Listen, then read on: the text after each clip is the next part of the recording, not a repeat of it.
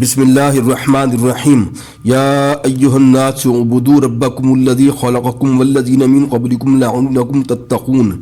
لوگوں اپنے پروردگار کی عبادت کرو جس نے تم کو اور تم سے پہلے لوگوں کو پیدا کیا تاکہ تم اس کے عذاب سے بچو۔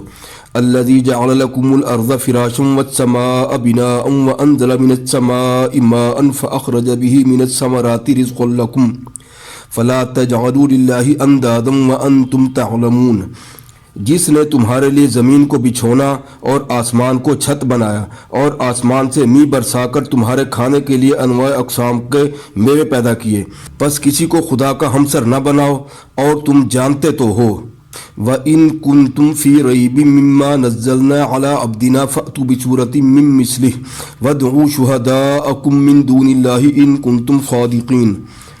اور اگر تم کو اس کتاب میں جو ہم نے اپنے بندے محمد صلی اللہ علیہ وسلم پر نازل فرمائی ہے کچھ شک ہو تو اس طرح کی ایک اور صورت تم بھی بنا لاؤ اور خدا کے سوا جو تمہارے مددگار ہوں ان کو بھی بلا لو اگر تم سچے ہو۔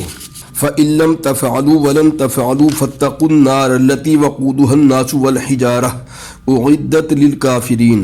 لیکن اگر ایسا نہ کر سکو اور ہرگز نہیں کر سکو گے تو اس آگ سے ڈرو جس کا ایندھن آدمی اور پتھر ہوں گے اور جو کافروں کے لیے تیار کی گئی ہے۔